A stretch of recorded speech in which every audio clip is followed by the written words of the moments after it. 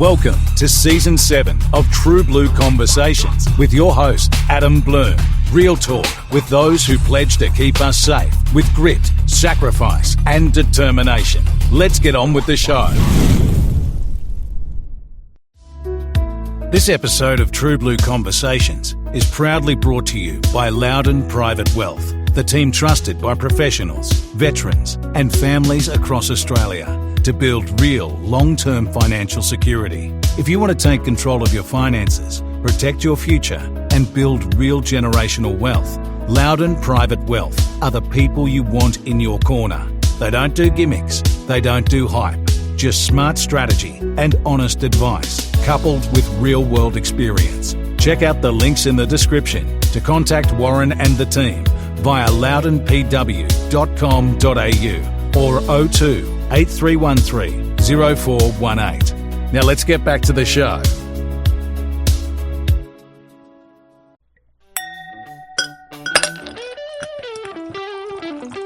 This episode of True Blue Conversations was brought to you by Dead Reckoning Rum, creating individual rum releases commemorating the diggers lost in Afghanistan, proudly supporting veterans, donating 50% of all their profits to veterans organisations around Australia. Look up Dead Reckoning Rum, buy some bottles, connect via Instagram and Facebook and give them your support. Now, let's get back to the show. G'day, welcome back to True Blue. Today I'm coming to you live from the Services Club in Newcastle, and I've got a good mate of mine on who had an extensive career in the New South Wales Police and also in the Army Reserve in the artillery. And we've been setting this podcast up for a little while now, but we've finally managed to catch up and record his story, and it's an absolute privilege to sit across from him. So, Matt Nicholson, welcome to the podcast, mate. Thanks, mate. Thanks for having me on. Have some big names on your podcast, mate. And, mate, you're one of them, so I'm just a punter, mate. So. Mate, it's good to have you on, mate. And as I said, mate, we been teeing this up for a little while, and you as I said, had an extensive career in the police and also Army Reserve. But mate, let's go back to a young Matt. Talk me through growing up, life as a young fella. Yeah, mate, so I was born in Belmont, moved up north for a little while and came back to Cessnock when I was about 3. And went to school actually in Newcastle, so it was a bit of a decent travel into school on a bus every morning. So I was quite a distance from all my friends from school, so it was a long way for me to travel. But family life was pretty. Mum worked her arse off as an RN, doing a lot of night shift, and I didn't actually see too much of Mum, and she was the only worker between my parents. So didn't see too much of Mum as a young bloke. And just grew up a very humble background, and didn't have too much money at all when we were little kids, so just sort of made do with what we had. Yeah. So you had the good childhood, mate, of what we all had, growing up as, out BMX jumps and cubby houses and running hide and seek and all that sort of stuff. I was actually very isolated from my friends out at Cessnock, so because all my friends sort of lived around Maitland and Newcastle. Yep. And because we only had one car and could barely afford to put fuel in it, and so I didn't get to spend too much time even with my friends when I was a young bloke, because it was just so far to travel, and parents weren't sort of willing to drive that sort of distance. They didn't have the money or the fuel to get us there and things like that. And probably didn't want to hang out around with the Cessnock kids too much. They're the wrong crowd to hang around with. So pretty humble upbringing. And What we like at school and sport? Mate, when I played sport, I was generally pretty good at it, but I didn't play any club sport. Played school cricket and soccer and footy and that. And I think for someone who didn't play any club sport, I did all right at it. But just school cricket and things like that wasn't too bad at. But school, mate, like most things that we have on the podcast, just didn't apply myself. And unless it was things that I really loved, like music and stuff as a kid. Yep. Or art and things like that, I liked. But I guess those creative type subjects. But maths, English, just scraped through. I think most of us did, mate. And we found what we wanted to do after we left school. And for you, did you have anyone that had served in the military or police before you, or were you the first to do both? Not really. There's a bit of history on I think on my dad's side, but like I haven't communicated with my dad for a long time. I think there was a bit of history there, and my old man was in the Navy. He was in the Air Force for a very short amount of time, but certainly not while I was around. So I don't really know what the details there was. Cops, I don't think any at all. Yeah, so I don't think so. Not really. Yeah. So in 2001, mate, every guest I have on who's either been a veteran or first responder, I always ask, where they were when 9/11 happened, and what do you remember of that day? What I remember is waking up as a kid in the morning and it being on the news, and you don't really... I mean, I was only... I must have been 17, I think, at the time, so... Or maybe 18, 17 or 18. But you don't really realise the gravity of the situation when you're that age, even though you do know what's going on, but you don't realise how big of a deal it is. And I really think these days too, people don't realise how big of a deal it was. It changed the world, mate. It did, but it's amazing how much people forget about it. Oh, and, yeah, all the conspiracies and all that sort of bullshit, and it's a bit of a shame because people have just lost sight of the truth, really. So and was that a driving factor for you to join the Army Reserve, or were you sort of thinking from that day, hey, I want to be part of something here, or not really? It's hard to say. My memory's not the greatest at the best of times, but I think it was just something that I always loved military history. I always loved the movies. It was just always up my alley, and I knew it was just something I was going to naturally get into. So after finishing school, finished in 2001, and it was the next year I was on the bus to Kapooka. Yeah, right. Yeah. Far out. So you joined the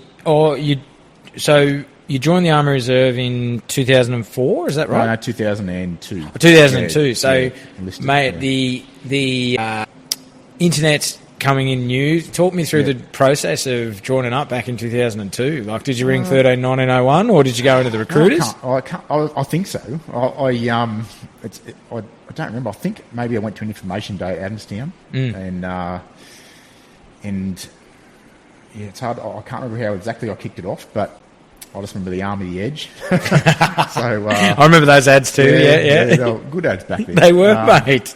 They got me in. So and I think originally I was planning on I wanted to be a Black Hawk pilot, but I had really short-sighted when I was a kid, so my eyes just weren't up to scratch. And I think originally my plan was to go down the officer route, but I guess I probably just wanted to get a bit of a taste of it as a digger. So I went to the information night at Adamstown. I hadn't even seen a gun at that point, didn't see a gun that night, but there was a bombardier there that managed to talk me into going guns. So yeah, it's probably one of the only technical jobs in the Army Reserve where it's a warfighting capability, but it is a technical job operating those weapon systems, and it is a unique job. And what made you go reserves and not full time at that? Did you always have the idea of the police in the background? No, I wasn't thinking cops at all at that point. I was just thinking. I think originally my plan was a bit of a stepping stone as going down the officer route, and when is the gun number, and that was probably my original plan, was the officer route with getting a bit of a taste at the Army, with just going in as a choco. Things obviously didn't go in that direction in the end, but it was just, that was sort of how I got in there. Yeah. And what do you remember of your time at Kapooka? Was it the shock and awe of what most guys I've spoken to, some go, we knew it was a game, and others are like, no, it was the in-your-face shock and awe. Were you part of the? Were you the 90 days, or were you only the 6 weeks when you went through? Yeah, they said 6 weeks. When you actually do the maths, it's closer to 7. I remember when they, when in recruiting, then they go, oh, you get, this amount of, I think it was like $2,000 tax free for 6 weeks, and back then that seemed like a lot of money.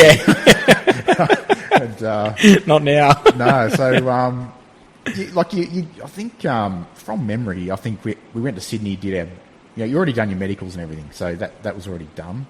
Went to Sydney, I think you had to go and do your beep test, and once you'd passed that, you do your enlistment ceremony and then jump on the bus down to Wagga Wagga. And so you're cruising down there. It's pretty relaxed on the bus until the door opens. And I remember Sergeant Waddingham getting on the bus and giving us some very clear directions about what we were to do over the next 5 minutes, collecting our bags and holding our left hand and lining up out the front, not knowing what a rank or file was and things like that. And so that was sort of Kapooka's. I was very used to seeing what was in the American movies and getting yelled at and Full Metal Jacket, that sort of stuff. I guess that's sort of what you're expecting, but the Australian Army is very different. It's still hard. Back then you still got bastardised and things like that, but it was just in a different way. It was I would say it was very impersonal. So nothing they said to you was very directed at you personally. If you screwed up, you knew about it. But I think they were under strict instructions even back then about how to chastise you. Yeah. Rather than calling your names and stuff, it was what the fuck is wrong with you and stuff like that. And do you have good secos? Like good? Yeah. So my seco was Corporal Grogan. He was a truckie. We had Bombardier Grant, Corporal Block, Corporal Perry, Corporal Venables, who was from the British Army actually, and our platoon commander was Captain Cradden. He was British as well. Yeah, right. So it was interesting getting to know all these different guys and their different backgrounds, but it's just where the leadership and they just knew their job 110%. There's nothing, you'd never had a question that wasn't worth asking. Plenty of questions got asked. There was all that annoying person asked a dumb question, but the things you needed to know, they always had the answer, and they just knew their job 110%. That's there was no fakers there, that's for sure. Yeah. So when you finished your 7 weeks, did you bring the family down to see you march out? Yeah, so the family came down, mum and sister and their kids, and I think my younger sister at the time. But that was probably a proud moment because you don't really get much time off down there during that 45 days. I'm not sure what they're doing now, but we were going from 6 a.m, a very strict 6 a.m, to about 10 o'clock at night, and just training constantly, doing different things. It was very crammed into 45 days, but you learn so much. The skills you learn, and you learn, and I think the Army they do a good job of learning teaching skills, especially technical skills. Their outcomes are all about the end result, not trying to make the training hard. It's about there's obviously at times it's going to be hard, but it's about if you're learning a weapon, you learn it technically, and then you learn how to perform under stress. And what I've taken away from most veterans I've spoken to, mate, is accountability. There's a massive, and if you fuck up, you own it. If you're not doing something right, you're punished for it because it's life and death. So that would have been a big thing. And being that you joined the cops later, was there sometimes that, in your opinion, that it was lacking? But like some. Oh yeah, I mean, definitely later on, there's definitely a massive lack of accountability in the cops these days, especially from the leadership. Sure. We'll get into that later. But when down there, I can't remember. You sort of got promoted. You started off with, I think you started off on red tabs, then you went to blue tabs, then you went to gold tabs throughout the training. And depending on what tabs you're on, you got different privileges, and you might be able to walk down to the mess and ring your parents on the payphone and things like that, because there was no mobile phones back then. And I can't remember what we did. The platoon had fucked something up. We'd done something stupid, or I can't remember what it was. Actually, I think I would remember what it was. And that's another funny story. But we actually demoted ourselves from gold tabs back to blue, and just that's how accountable we were, as a platoon. And I think what actually happened was we had one night out where you got half a day's leave in Wagga, and one of the guys, there was very strict instructions that no one's allowed to drink. And sure enough, one bloke had decided to have a beer, and somehow the platoon staff found out about it, and I'll never forget it, because I will drop his name because it's part of the story. But it was Recruit Bonix. And I'll tell you what, I swear it was 2 days. He'd be in his room, and the corporals were taking turns with him. Recruit Bonix, and the corporal, and he'd march up all the way up the hallway 12 platoon, knock on the door. Recruit Bonix to see Corporal, block Corporal. Fuck off. And they just did it. They took hours of just up and down the hallway. He was out in the drill park at 10 o'clock at night, packing webbing, doing drill. So I think he learned his lesson. But you know what? But as a platoon, we took accountability to make sure that, we should have made sure that no one fucked up. And I think that's how we demoted ourselves by, we let him screw up. That's part of that team. Which I know Army, and I know as we'll get into later in the story, some of the units you join, you have that brotherhood, and that. But the Army does that they do that very well. You come together, and so you march out of Kapooka, and where do you go for initial employment training? Where's that for artillery? So normally it's down at the School of Artillery in Puckapunyal. The courses only run there like at particular times a year, and it's a 6-week. To get qualified as a gunner, it's a 6-week block of training, or continuous block of training. But obviously it's in the unit's interest to get diggers at least trained on the gun, because you're already trained as a soldier, and on basic comms with the radios at Kapooka, so it's a priority for you to get qualified on the gun. So I actually did my gun course in-house out on a bush exercise, so I think we were out bush for a couple of weeks, and I did my gun course in-house, so our BSM, or battery guy at the time, ran that course.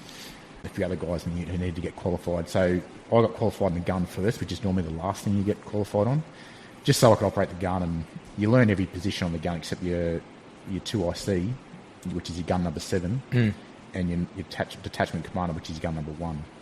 So you learn every position on the gun. You learn how to fire it, load it, unload it, preparing ammunition, clean it, all that sort of stuff. All the maintenance. It's 2 weeks in total of just learning that particular gun, which is ours was a 105mm howitzer, Hemel gun. Towed by, back then it was towed by Unimog, and they're actually air deployable. Those guns, that was the good thing about them. They were air deployable, and we did a few exercises with Black Hawks and stuff, which is pretty cool. But you learn that gun inside and out.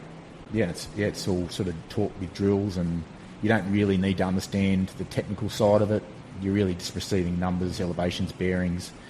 So is there a lot of maths involved in that? Like you've got to do the caps. A little bit. So the actual maths are done by the command post, the operator command post. There is manual ways of doing it, but we have computers that compute that information now. They basically all the computer needs to know is where the guns are and where the target is. And the guns essentially will fire in that position. Right. So it's almost like a laser guided sort of. There is. Well, I did that training a bit later on in my career. Right. So I'll talk about that a bit later as a JFT, but. Yeah, the computer just needs to know where the guns are individually on the ground and where the target is. And they can do all sorts of tricky stuff for the guns, so they can fire the guns in a pattern along the road or in a circular pattern, or they can converge on a target. Because normally you have 6 guns in the gun battery. So they can do all sorts of fancy stuff with computers these days. So are you just parading up here in the Newcastle area? Or just at Adamstown. Yeah, okay. Yeah, right. And going on a Tuesday night, or are you doing... Tuesday night. So you probably have at least one live fire exercise every month, and then you'd have at least a 2-week exercise for the regiment once a year. But throughout the year, you've got a whole bunch of different courses and stuff that's going on. You can really work, you could work up to 150 days a year back then, tax free, not have to pay any tax. And I was just working. I was just loving it. Super chock. I was just doing as much courses, as much training as I could back then. And going away with the regs, that was one good thing about the chocks back then, is we used to individually reinforce regular army units. Because the war's, Afghanistan's, it's in full swing. It is, yeah. A bit later on they decided to deploy gunners in an artillery role, but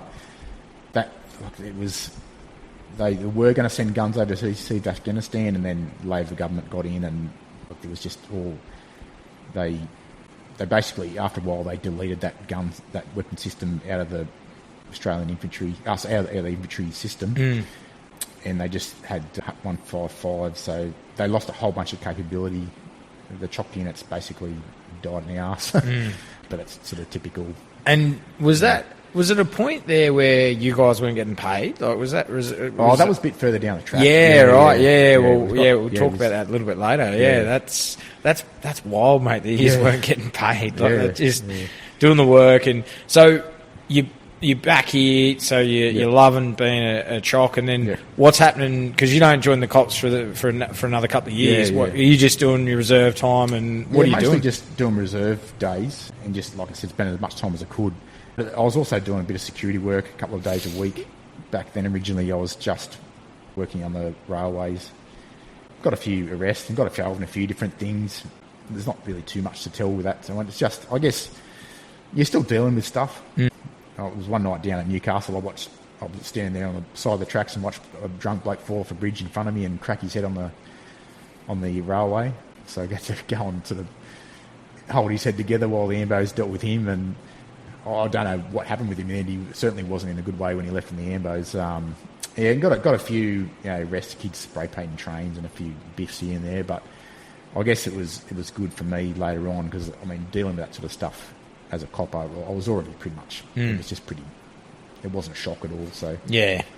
And then 2000. So as you mentioned at the start of the podcast, you had no one that had served in the police, really, and the willingness, you joined the army, and then the willingness to serve continued. And in 2007, mate, you joined the New South Wales Police. And what was the process back then in 2007 to join? Yeah, so I'd at the time already been promoted to bombardier, which is an artillery corporal. So I was a detachment commander on the guns at that point, and so I used that rank to get into the cops. So back then you had to have a full trade or a uni degree or something, or enough rank in the army to get through, and that bombardier rank got me into the cops. So I got in pretty quick. I applied in 2000 and it must have been probably late 2006 I applied, and then I was at APEC when that was on, and then got notification that I'd been accepted to the college and was starting in 2007, or later on that year, yeah. And were you weren't paid? You weren't paid when you went to the academy, were you? No, not. Look, there was a scholarship that you could get. It wasn't much. It just basically kept your head above water. Because that's a massive sacrifice, man. What is it? 8 months? 8 months of training for not. Yeah. I did mine. I couldn't afford to do the whole lot in one go, so I did the first session by distance education. So you do your assignments at home, and then you do residentials down at the academy. So you go down for a week or a weekend and do some practical stuff, do some exams and things like that. It wasn't really a bad way of doing it. You had to do a little bit of catch up when you got down to the academy full time, but it wasn't too bad. And then so that was 2 trimesters of session 1, and then went down in it must have been early 2008 for the final session, which is session 2, which is all I guess it's more your typical police academy type stuff. You get given a uniform, and you're still passing exams and doing some weapons training and things like that. Yeah. Did you find, especially coming from the army, that the academy wasn't like Kapooka? It was just it's totally different. It's much more like a uni campus. There's a bit of discipline here and there. Like we had our it's actually, that's another funny story. Our drill instructor, Sergeant Friend, and he'd been in the cops for 1,000 years, but he's also an Army Reservist as well, and he's got a twin brother, and they're both in the cops, both in the Army Reserve, and I think both were artillery actually. And when they went to Kapooka, the story is that one got ordered to grow a moustache so they could tell the difference. And anyway, Friendy was down there. He made drill fun, and he made the discipline side of things fun. And so, it certainly wasn't scary discipline. It was more like you had enough pride to actually sort of sort things out for yourself in a way. How'd you go with the shooting? You're pretty... I wasn't... To be honest, I wasn't that great with a pistol back then. I was qualified on 9mm with the army, but we didn't... Back then, we weren't doing that much shooting with a 9mm. It was all Steyr or F89, which is your machine gun. So, I had no issues passing it, but I wasn't a great shot back then.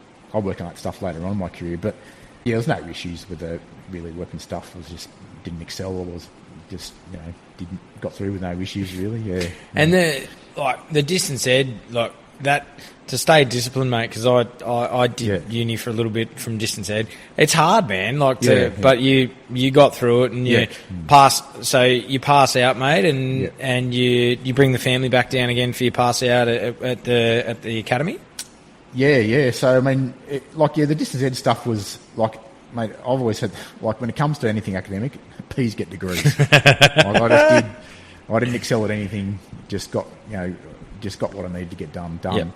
But yeah, it was another proud moment passing out at the academy, throwing the hat in the air and getting issued your Glock for the first time and your actual appointment. So now I think the students now down there, they just carry around orange guns, but we didn't have anything back then, so it was just finger guns for us. Yeah, right. As students. So oh wow.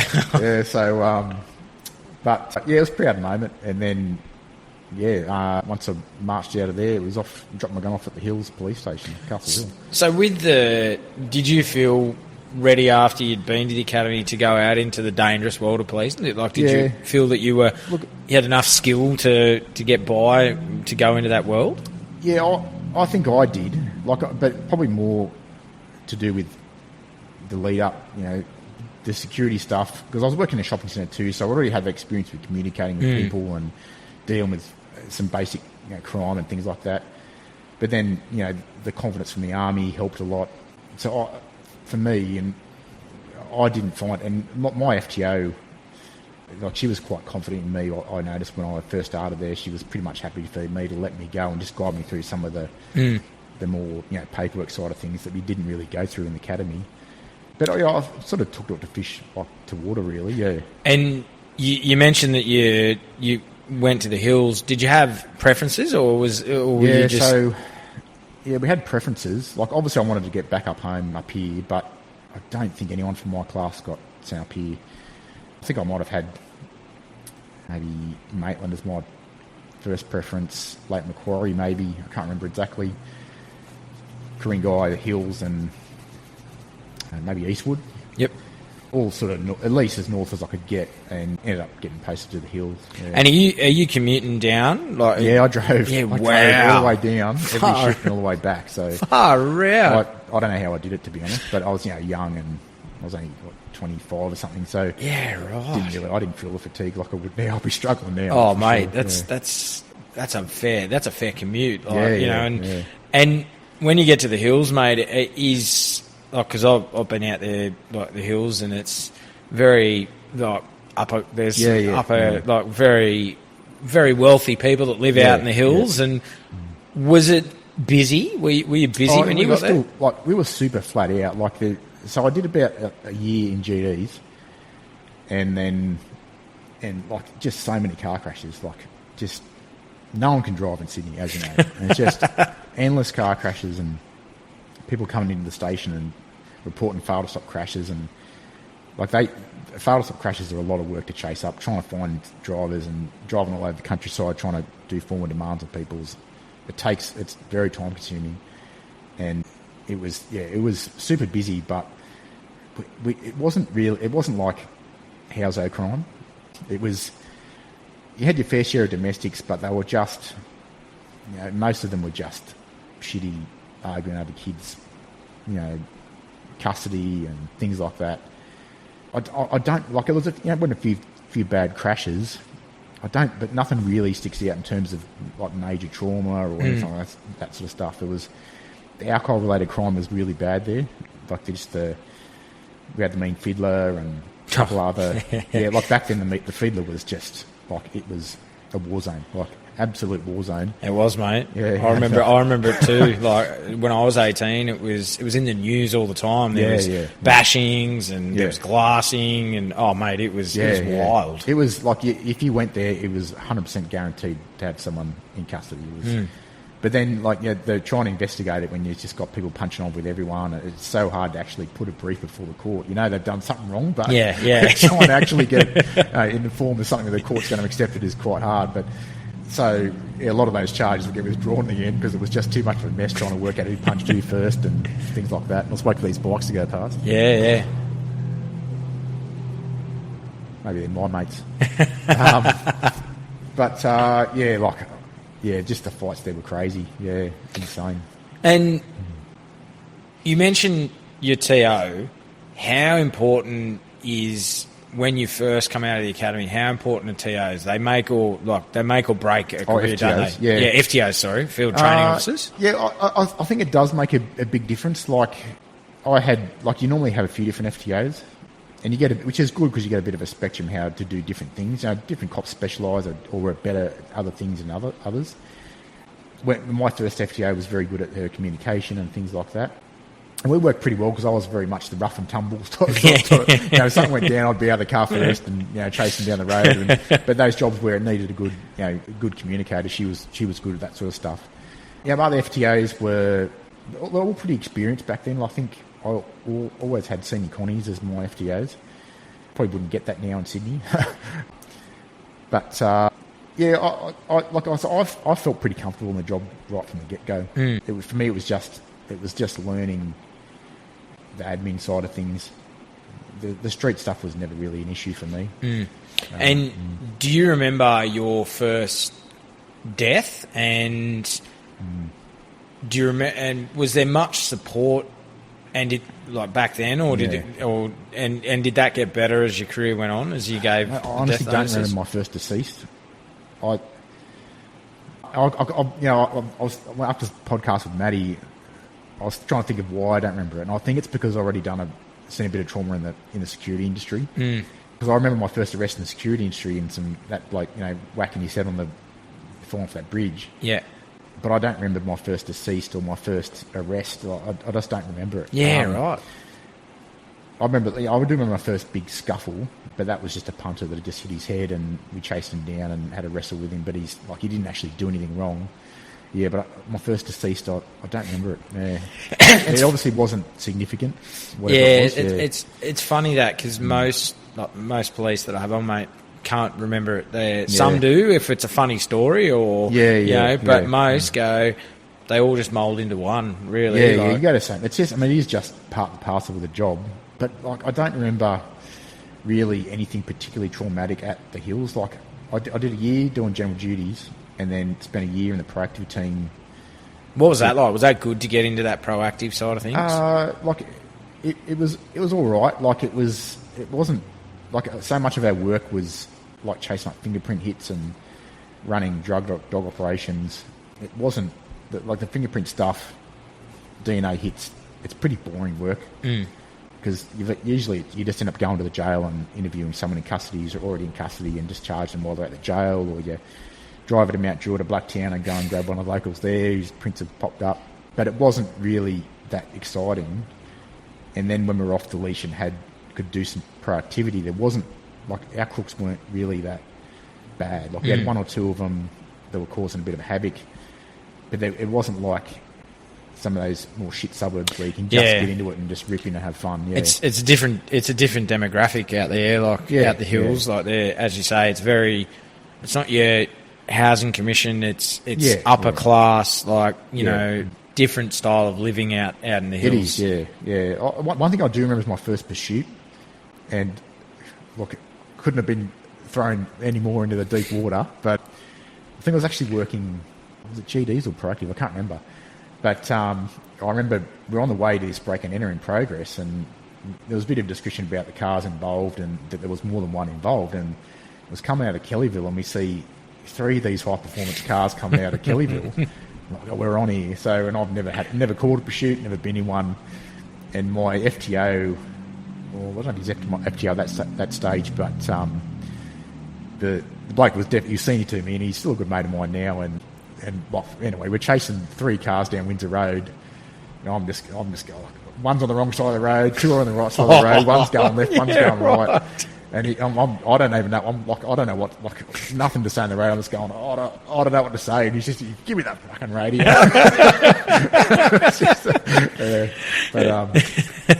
But that was, we didn't really like that. Those sorts of things were fun, but we didn't really have that too much that sort of fun stuff at the hills, unless crooks come over to come and smash us up. But not too many. And at this time too, you go inactive in the reserves, don't you? Because you're just so busy with the police.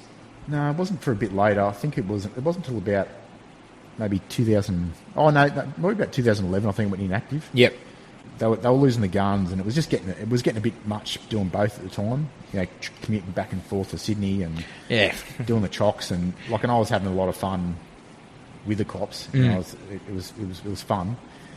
So I put the army on the back burner for a little while, and just focus on the cops for a few years. Yeah. So you're at the hills, and then you move up in 2011. You transfer up here in the Hunter. Yeah. And you go to Cessnock Police. What was that like, going to Cessnock? Yeah, so I was lucky. I guess I put in the work at the hills, and I really got my arrests right up there because it was really hard to get a transfer up here back in those days. So I got my arrest numbers right up, and an easy way of doing that, if you need arrests, is just drink drivers. Just pull them over, and they're an easy targets later. So got a spot up here at Cessnock, did the induction day, and first night shift it was on. So because you've got here in your notes DV murder. So talk me through that. Yeah, so we just started the shift. It must have been right on 6 o'clock, just after changeover, and there was, I think we must have been like an extra guy on that night because there was 3 of us in our car, which is a bit unusual. But and I still remember the radio call, blood curdling screaming coming from an address in Bellbird. So we head out there, and then we were the sort of first car out there, and as we're heading out there, the car that was coming to back us up, they had a car pull in front of them, and they've crashed their truck, rolled it, ended up on top of another car in a shopping centre. It was a massive crash, and they got taken to hospital, and the other guys didn't hear it over the radio at the time. So, but we got to the house, and it was just when often when you're going into a mess, just a shit fight, and so I whipped the taser out, turned it on, we're going through the house clearing it, and we get to the last room, and my officer he just got the door for me, and he looks in, he goes, "Fuck, who did this?" And I've just come round as well, and he's this crook with a knife. He's stabbed to death. There's blood everywhere, in the carpet, on the walls, roof, all over the place. And he's still standing there with a knife, and he's like, "Oh, I did it." And because our tasers record, or back then they recorded both audio and visual. Oh, right, yeah. So they got those admissions on the taser, and I've walked over and said, you put the knife down. I walked over and said, "You've been electronically recorded on the taser. You don't have to told me caution, don't have to say do anything, blah, blah." Cuffed him, walked him back to the truck, put him in the cage. Ambos were right behind us, so they went and started working on her, but they came out about 10 minutes later, and they're like, "No, she's gone." And then the boys are like, "Where's the other car?" They're like, "Oh, didn't you hear? They've crashed. I don't know how they are, but they've crashed." And oh shit. So we took him back to the station, and then we had to go and guard the crime scene. So we went back, and then I was standing there with one of the Ds, and back then our radios weren't secure. We didn't have encrypted radios, so everything in the regional areas was just going out to everyone. And it already got out on Facebook there was a murder in this particular street, and the family had found out off Facebook. Oh shit! And I still remember Dad, and just coming over and just he's just run up to me, and he's like, "I fucking knew he would do this." And these guys had no real history with the cops at all. The crook didn't, she didn't, no DV history at all. And he's like, fucking knew we'd do this. And he just collapsed on the ground and just trying to give him a death message. And it's just like, just a shit thing, you know. And for me now, having a daughter, at the time, you don't think about it. You just, some people say desensitised, but I think it's just that you lock that stuff away and you just think that, no, I'm doing my job, focus on your job, and you do. 99% of people have no dramas doing that. And just, yeah, mate, just like, you could just see his heartbreak. And oh, mate, I can see it now because, you know, your little girl is your world, mate. And yeah, I couldn't think of anything worse. Yeah, no, it's. I've got a little niece, and I know, mate, when she was born, like, I'm her uncle, and I'll do anything to protect my niece, mate. Like, it's. Yeah, you wonder what. You wonder what goes through their heads when they do this, like you know, and like that father, you can relate now as when you're a young fella. Look, mate, I'll console you the best I can. But until you have kids, it's Like I think it's more now that I've had time to reflect on it and things like that, and at the time, like a lot of people say, you're desensitised. I really don't think anyone is desensitised to anything. I think that you either just have the ability to put it aside and just do what you're there to do and just do your duties. I think that's why, people, there are cops out there that have dramas dealing with what they see at the actual time, but it's not very often. Because you're just compartmentalising that, aren't you? Because you're so busy. You don't realise it. You're just like, no, my job's here to do this and do that, and you have empathy for people, but it doesn't sink in about what's happening. You don't have time. Like, you just. And because you become a police officer, I know a few that I've spoken to said that their perception towards people changed. It was it was either black or white. There was no grey in between. It was either they're all bad and until proven otherwise, they're all bad until they're proven good. So, and was that for you the same thing? Like you definitely become. Like cops sort of think that they're living in reality, but then when you get out especially after a few years, you realise that you're not actually the one living in reality. The communities, you're just seeing the bad side of it. Well, you're exposed to it every day, and it can be, as I've spoken to you and Fergs and many others, that it can be a soul-destroying job, like because you are just faced with the scum and shit that that runs around our society, and that has an effect. Yeah, it definitely does. Yeah, it absolutely does, and so that happens, and then pretty intense first shift, and what else is happening when you're in GDs when you're in Cessnock? Yeah, look, the Cessnock is it is just absolute polar opposite to the hills. Like, you're still flat out, but it is just Dukes of Hazzard out there. Like, the crooks out there. They go hard, and they will fight hard, and they will drive hard, and they will do what they can to get away. Right. It's a big eye-opener when it comes to a regional area like Cessnock and working out there. But we had some big stinks and some good chases. But the thing that made it so good was the people you worked with. The guys that I worked with at Cessnock and Maitland. They were just legends. Like, they made do with what they had, which was very little. But the camaraderie there was like nothing else. Our little old Cessnock police station back then, because it's demolished now. That we had mushrooms growing out of the walls, and it was just a few huts. Yeah, right. But it was just just the teamwork and the chases with the crooks and. It was hilarious, and And mate, you rescued a dog, and you've still got your dog. You've still got him today. So I do, What? Tell me this story. What's happening there?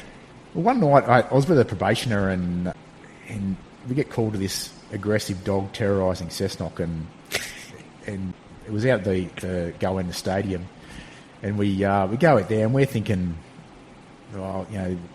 like we're thinking this is going to be this beast of a dog. And we get there, and there's this little puppy. He must have been like maybe 10 weeks old or something. And he's in the corner of the stadium, and I don't know what had happened to him, but he was pissed off about something, and it was a puppy. Like, it's just a weird thing to see. You see puppies always happy, bouncing around. He was pissed off about something, and like this little puppy, we're slowly creeping in, going, shit, he might eat us. Like, but eventually, you know, we got down to his level, and he's sort of come over, and he's realised we weren't going to hurt him. And we gave him a pat and a cuddle, took him to the police station. Everyone gave him a pat and a cuddle at the police station. And then we couldn't find an owner. There was no collar.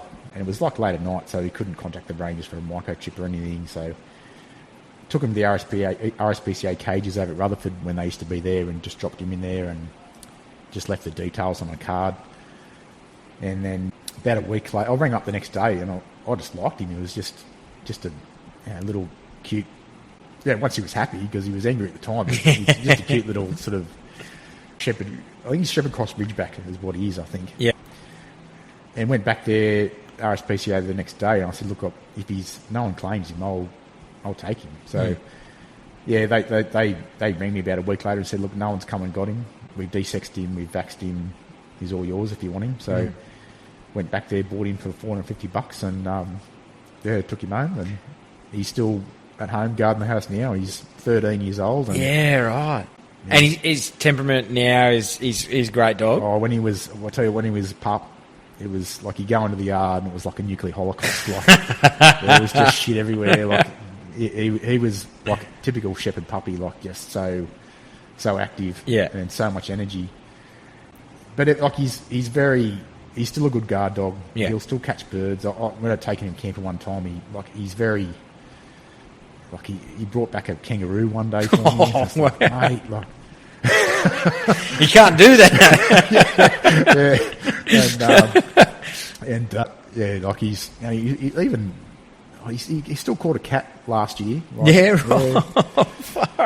poor cat. It didn't last, but wow. Took about half an hour to get the cat off him. He was that wired, but oh wow! But, he's still patrolling the back. He's got an apprentice now. So right. So Samson, his name is what I called him, and he's got an apprentice now, Hunter. He's a purebred shepherd. And, yeah. They get on all right.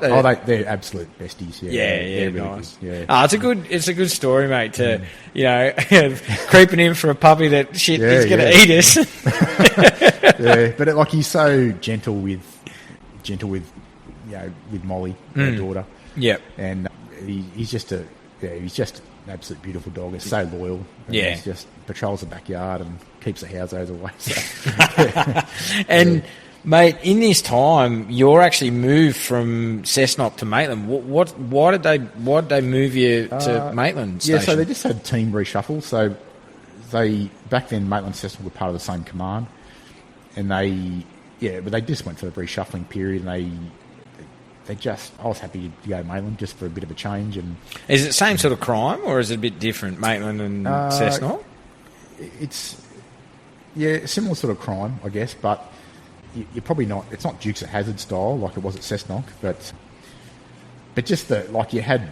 I mean, the crooks out there just went. They were good crooks, and some really good stories. Like I remember I had this probationer with me, and it was probably just before he knocked off finished at Cessnock actually, and we had this probation that came to our team, and we had a really good team of FTOs. So, and they were moving him around different FTOs so to get exposure to how different cops would operate. But he was a very, very meek guy. He'd come from. Do you remember the old grey Ghosts on the trains? Yes. When they got disbanded, they gave him the option to go to the cops. So he'd come from there, but he was very, very meek, very quiet, but he got put with these like absolute lunatic cops out at Cessnock. And I remember one night we get called to a armed robbery at Caltech Servo in Cessnock, and we're driving there in the cage truck, and I was driving at the time, and they put the description over the air, and it's an Aboriginal male, and he's on a push bike, and he's armed with a pistol, and as we're driving to the servo, it's 2 a.m.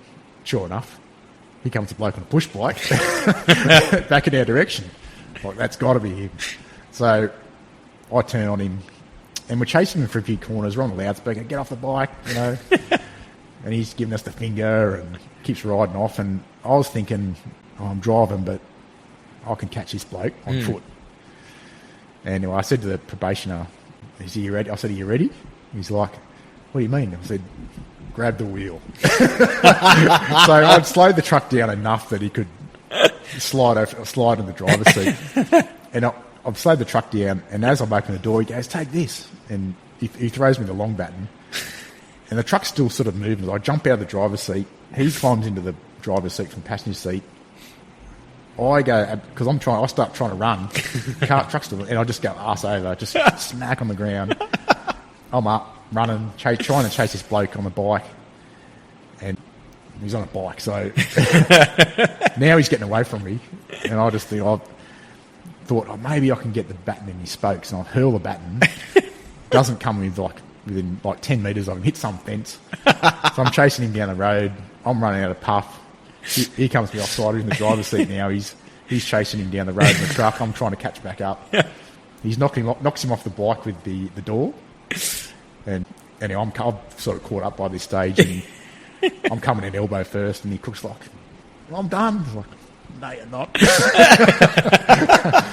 It was Sounds like the Benny Hill show sort of thing.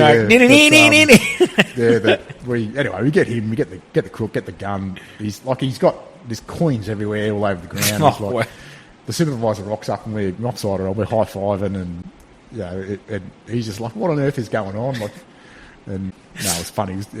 But that was just like a typical GD's shift. There was just that sort of lunacy every day, pursuits left, right, and centre. And what he got? What, a couple of $100? Like, is that all he got? Or I just remember the change. Like, it was chasing me on the road. Like, his pockets full of changes, stuff flying everywhere, and right. Wow, that's fun times back then. That was just that sort of stuff every night, and you had. Everyone got along like an absolute. Like the cops got along like an absolute house on fire. It was so much fun. Everyone having a good laugh and fun. And when policing was, when wokeness wasn't in policing, which we'll get into later, it changed a bit. And now I don't know what it is, mate. I honestly shake my head. But anyway, and mate, during this time, so when you get transferred or you go to Maitland, you reactivate into reserves again. And is this? Are you? What was the decision for this? Are you trying, you were hoping for a deployment, or what's happening? I wanted to get on a trip. Like there wasn't really much of an opportunity for. I hadn't deployed artillery overseas since Vietnam, like in a guns role, and there was a period in 2007 where they were about to, and I was ready to stick my hand up for that to go to Afghanistan, but they ended up shit canning it when Kevin 07 got in. Oh yeah. What they did is they just sent a few Aussie gunners over to demand some British guns because they had the same weapon systems, so that the Poms would go home and the Aussies would come and man the guns. So there wasn't very many opportunities for that role, unfortunately. So, but what I did is, when I got back in, I joined back as a JFT, which is a joint fire team, and their role was to call artillery in. And the schemer, who the mob that basically look after your career, demoted me back to a digger. And they said, if you can get all your quals as a JFT done within 12 months, we can promote you back to bombardier. So joined back up, went and did Mod 1, which is just calling in basic artillery, and it's pretty easy. Like, once you understand how the system works, basically the way it works is you just got to tell the command post where the target is, and you send a grid altitude and direction. That's the old way of doing it. Or you can fire a laser at the target and send your position and the direction and the distance to the target, and then the guns will fire on that particular, or whatever you're shooting, or whatever you're firing, any kind of artillery. And I already done a bit of stuff that in the past as a signaller, because I was an artillery sig as well, so it wasn't totally foreign to me. But did that course. But the problem was, and this is when we had this issue with the budget in the reserves, is that they couldn't really afford to send us to work. So it's not that we weren't getting paid; it's they couldn't afford to pay us, and they basically said, "Sorry, we can't you can't come to work because we can't afford to pay you. Wow. So we've got a war going on and we can't afford to pay reservists. And it's a shame because I was very keen to do a trip, and as a JFT, I thought this is a proper, because JFT's like a half-baked JTAC basically. This is where you thought you were going to get a chance, eh? Yeah. So once you're fully qualified as a JFT, you can call in artillery, naval gunfire, or fast air. And I only was able to do the first mod because there was just no availability to do any other training. I stuck around for about 12 months, and then it was just another Tuesday night where, you know, all our Tuesday nights were wasted doing mandatory training, which was just watching PowerPoints about, you know, different political things, you know, about domestic violence and stuff. It's like, it's not what I joined back up to do. I wanted to get in and do war stuff again, and yeah, the budget's just been wasted on just shit, you know, just this garbage mandatory training that Wackye's making us do. And I just very quickly lost interest. I could tell it was, you know, there was a couple of guys that got it. They did offer a spot to Iraq, but again, the role that they were sending them over there wasn't really a combat role. It was just that sec def, or what do they call it? Yep. Sec det, sorry. It just didn't, like, it would be nice to do a deployment, but I also knew that what was on offer, I was going to get more action back at home. So end up just sort of redirecting my police career instead. So getting into organised crime and things like that. So yeah, that's where I ended up going. Yeah, because as you say, you would, you know, let down. It would have been nice to have it, you know, get over and test your skills out in Afghanistan, and that didn't eventuate. And then, mate, during, as you said, you sort of refocused back in on your police career, and during your time when you do this, you do Op Gecko. What's Op Gecko? Yeah, so there was another bloke in my GD's team at Maitland that him and I were very proactive.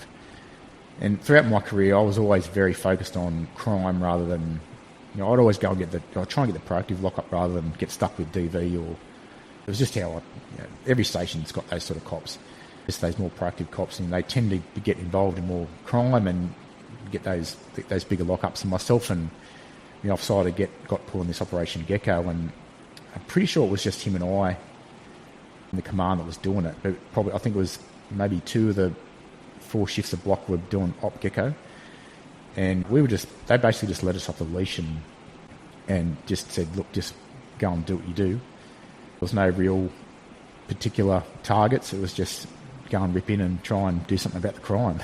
And we had an absolute ball, like just being off the chain. You knew where to go, you knew who to target, and you knew what times to do it.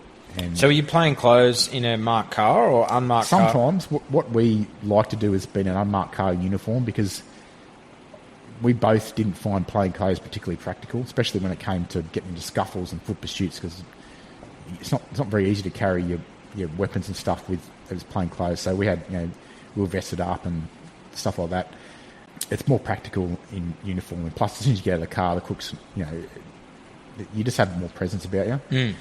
And the mischief we got ourselves into, and one night we thought we'd go and sit off a drug house, and we're on the way there, and we thought we'd go and get a coffee first, and before we sit off the house, and we're up the intersection of East Maitland, we see this white Ford Falcon up at the intersection. That's the fucking car from the house. And it pulls out on the highway, and it goes into Metford, it goes over the hill, and we're chasing it. And it's coming down the bottom of the hill, and there's a T intersection, and I was just like, man, they're not going to make this. There's no chance. And it didn't. It didn't make it. I just see its brake lights coming way too late. It hits the gutter, launches in the air, hits this house. There's bricks and dust and shit flying everywhere. Shit. We pull in behind it. We're just going, fuck, like this is going to be absolute carnage. Yeah. Because the house is just obliterated. Like, wow. Yeah, and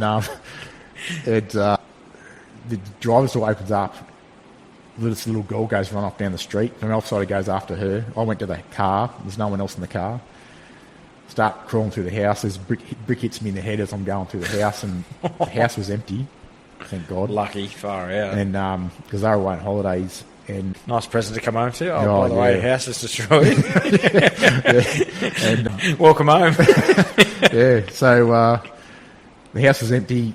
Anyway, I searched the car. It's full of drugs and weapons and stuff. And my offside had caught her, so dragged her back. And the boss rocks up, and he's just the look on his face was just, so, boss, it's all good. No one's dead. It's all good. He's just like, oh, thank fuck.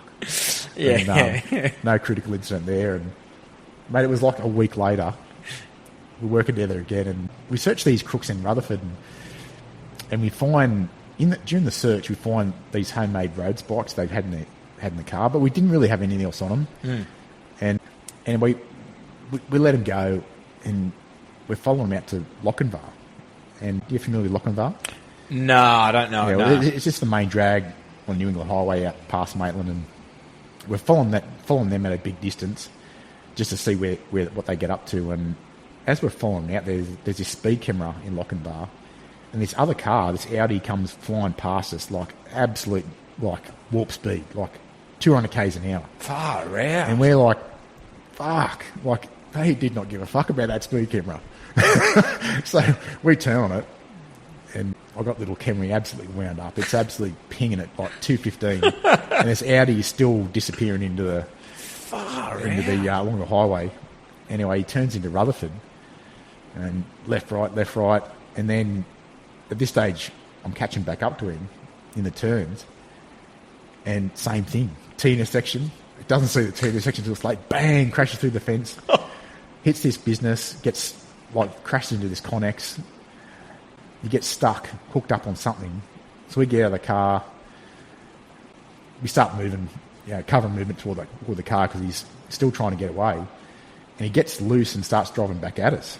And so we've glocked up on him and pointed at his face, and he's finally convinced him to not run us over. Yeah, stop. Yeah. He stops, drag me out of the car, and we search his car. His machete in the car, I'm thinking bow and arrow and bloody hell, a few other things, and we go through his phone, and like so far as we could tell, he was on the way to knock his ex-missus. So Jesus. And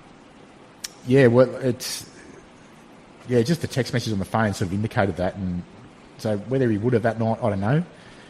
But we obviously charged him with the pursuit related stuff, and then the DV team in the morning charged him with, I don't know, like heaps of DV stuff, like another 50 offences or something. Bloody hell. It was massive. And so, I don't know, maybe stop the murder that night, don't know, but that was what we just did on Gecko. It was just massive. Yeah. So basically just let off the chain to just go and do what you want. And still within all the, you're not going rogue or anything, you're just doing... Pretty rogue. Yeah.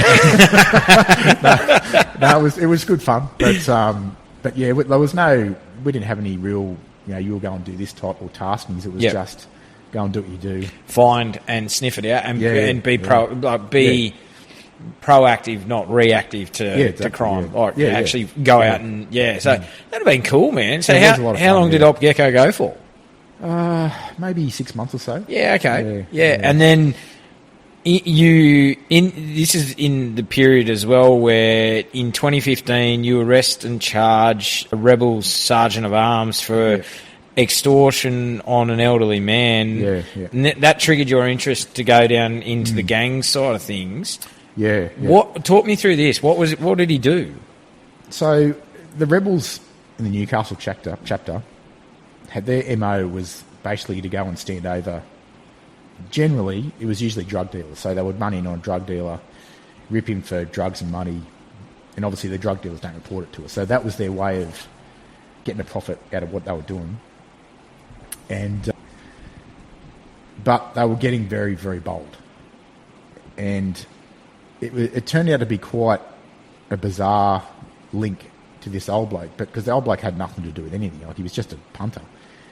But his young bloke had like a very, very loose connection, like extremely loose. Like he'd done some work on a car, or someone had done some work on a car for him, and he hadn't paid the bill or something like that. But this rebel had found out that there was some money owing. Had nothing to do with it at all. Like there was nothing personal between the two of them. But he just found out about it, and that was his excuse to try and get this money back. And it's, in a way, it's kind of smart because they can say, oh, you know, they owed the money and I was getting the money because, you know, there can be arguments about whether it's a stealing offence or not. So in a way, it was sort of clever, but he certainly wasn't in a position to do that. But this rebel, I didn't know at the time, the radio job said that he was a rebel. He said at the house, the cook said, I'm from the rebels, you know, give me $6,000 or I'll fucking kill you. And this old man was wait for these bikes to go past. Yeah. Just your old mates, mate. Yeah, maybe there was a unit. So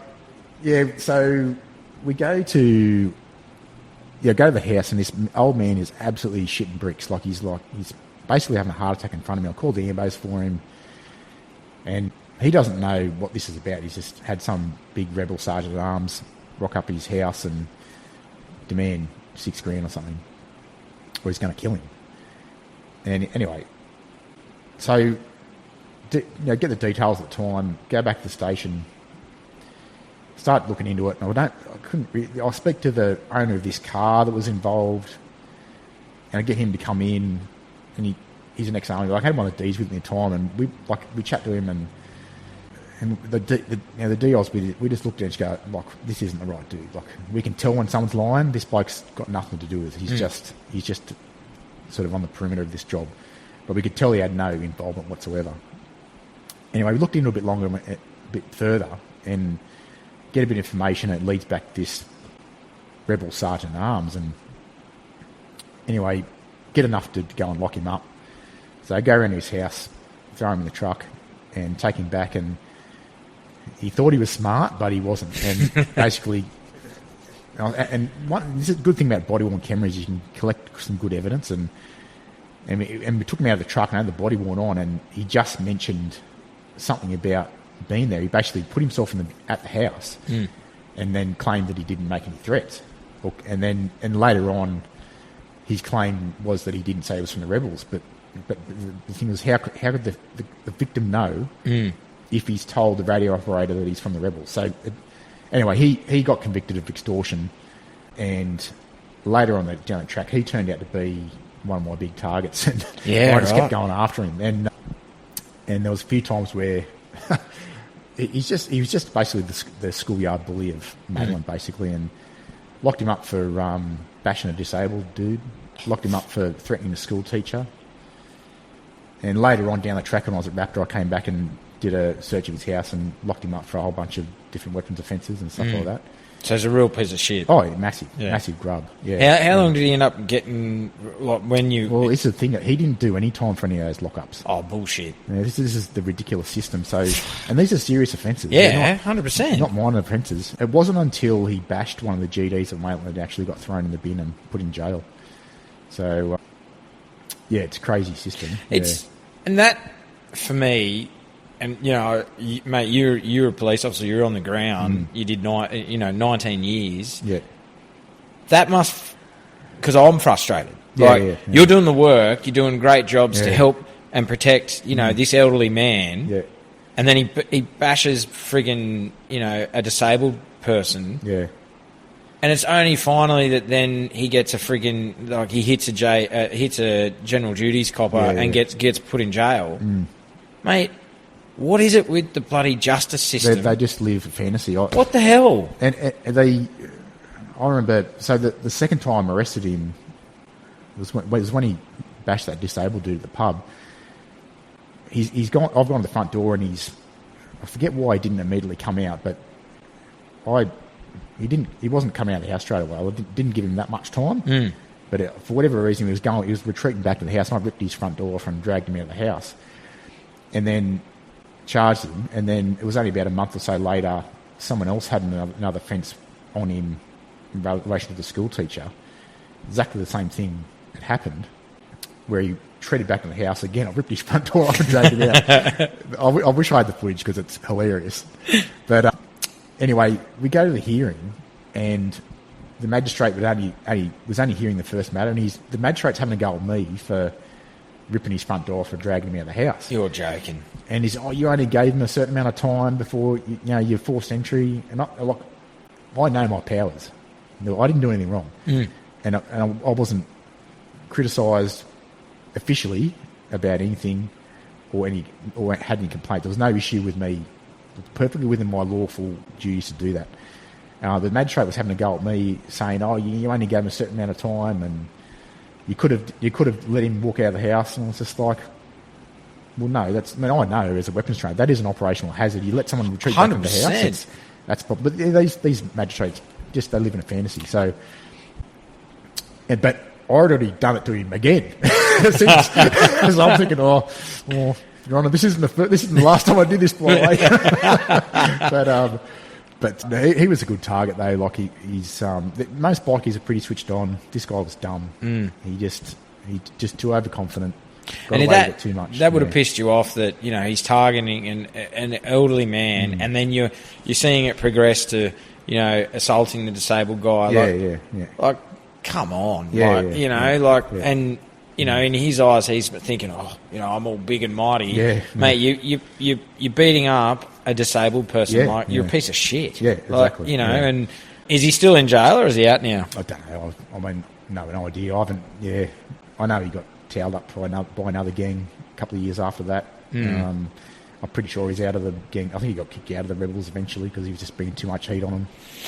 But I think that chapter might be pretty much done and dusted and gone, I think. Yeah, good. I'm a bit sort of out of the loop with that stuff. Yeah. So, we'll talk about your Raptor stuff shortly. And during this time, mate, as well, and this is where, like, you're in your career, mate, you're seconded to a lot. Like, so Strike Force Lichetti. Yeah. What were you doing with Strike Force Lichetti? Okay, so what that was is we were number one in the state for stolen cars, and when myself and 3 other guys got put on the strike force, so 2 detectives and another OSG bloke. So there was 4 from the strike force plus a girl from Intel who looked after the Intel side of things. And so we had all these stolen cars, and initially the case was that they got the cops got hold of this phone owned by one of the crooks, and it indicated that they were knocking off cars, chopping them up and rebirthing them at an address in Weston.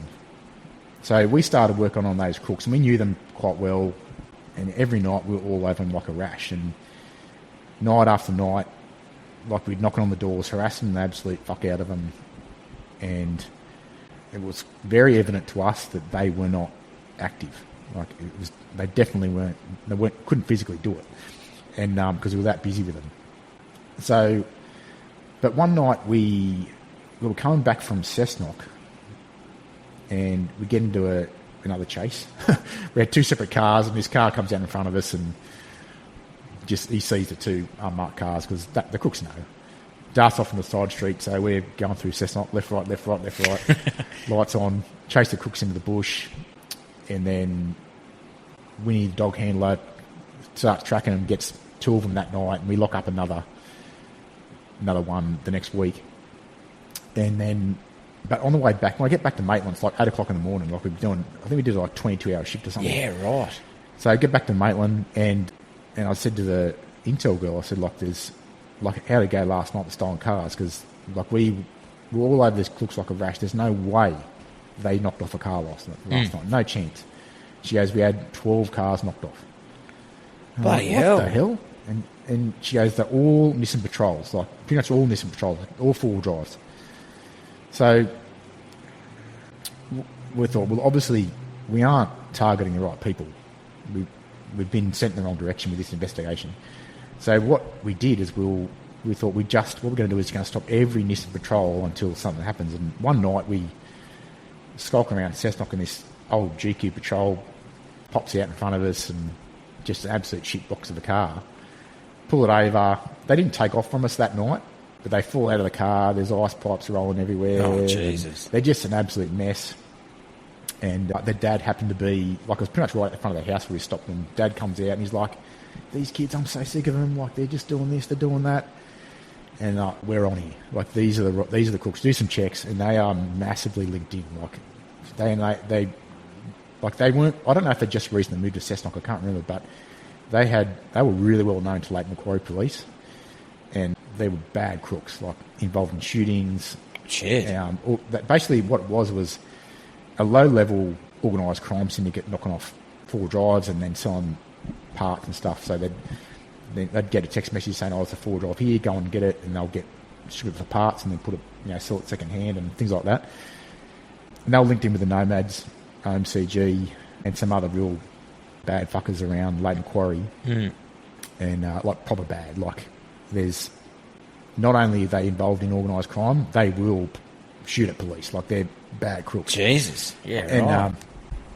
so anyway, we obviously the investigation it goes to all these crooks, and look, we just harassed these crooks to no end, and just made their lives absolute hell. We'd even during the day we'd rock up to the house and we'd start writing their mum's parking tickets for leaving a trailer on the front lawn or whatever it was, just to cause them absolute chaos, and really getting into this consequence-based policing. So often with organised crime, it's very hard to get, or it takes even when you do get charges on crooks, it takes a long time for it to be resolved, and you still got that issue of crime going on. So you've got to try and take the incentive away from them, and the way we did that was just by harassing them, turning them against each other, and just ruining their lives that way, and got some really good jobs out of it at the end.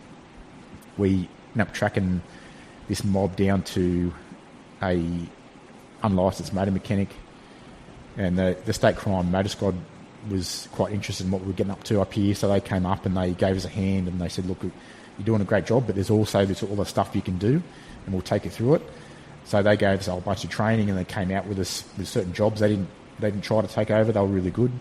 They just said, look, this is all this other stuff you can do with second-hand goods and motor vehicle mechanics. And so we went out there and to this shop we were looking at, and he was unlicensed motor mechanic. So just for the motor mechanic unlicensed, it's a $6,000 fine plus everything else. So whether he didn't have enough fire hydrants, or his fire hydrants weren't high enough off the ground, or all these different offences that we found, we wrote him tickets for. And then we also found a whole stolen car out the back that he was chopping up and putting into customers' cars, parts. Oh, really? So, yeah, look, and eventually, like, this group of crooks, it was like a rabbit warren of, rabbit hole of just different directions to go. Yeah. We did, successfully get these crooks really knocked down to nothing, really. They eventually, stolen cars were literally got down to zero. Yeah, from right. number one in the state down to zero.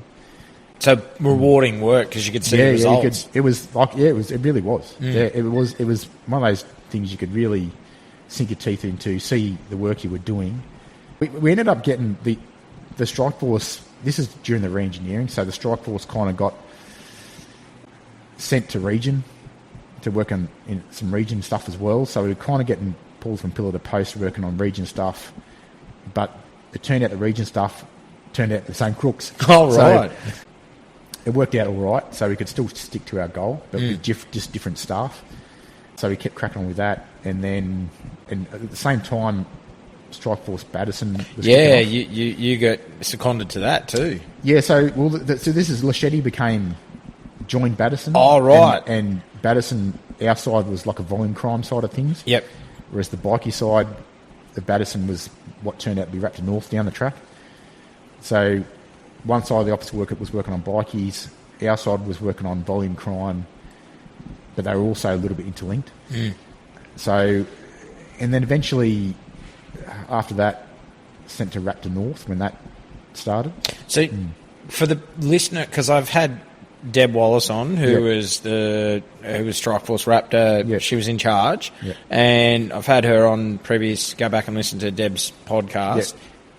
So most people are aware of Strike Force Raptor. What was Raptor North? So technically, it was basically everything from basically the Central Coast north, but our main focus was the bikies around the Newcastle, Maitland area. So we had the Nomads and the Finks going to war. They were shooting each other once a week at one point.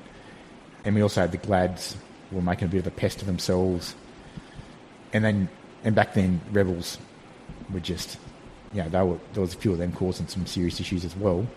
So our main focus was Hunter area, but also still doing trips right to Tweed Heads and across the border as well. So do you have special powers too to go into, like, say, bikies do their runs across into Queensland? Were you able to follow them into Queensland and have special powers? Any cop that operates on the border would generally get sworn in as a special constable. So if something happens, they can go across the border. But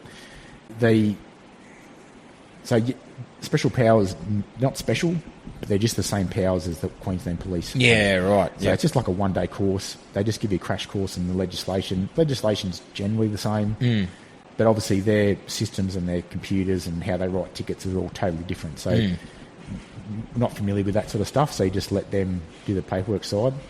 So with Raptor North, are you out on patrolling, looking for, like, you're following and watching what the bikies are doing? Yeah, it was a bit of that, like a bit of just basic sort of proactivity, but also we would get very specific tasks from the detectives who are doing their stuff in the background. They might need us to go and speak to someone about something. I won't go into too much methodology, but yeah, they were very specific about what they needed done about certain things, so we'd go and do that for them. And then, but also, we just have Friday nights back then. It was, for example, the Glad's Church night, and they were pretty overconfident back then because no one had really policed them.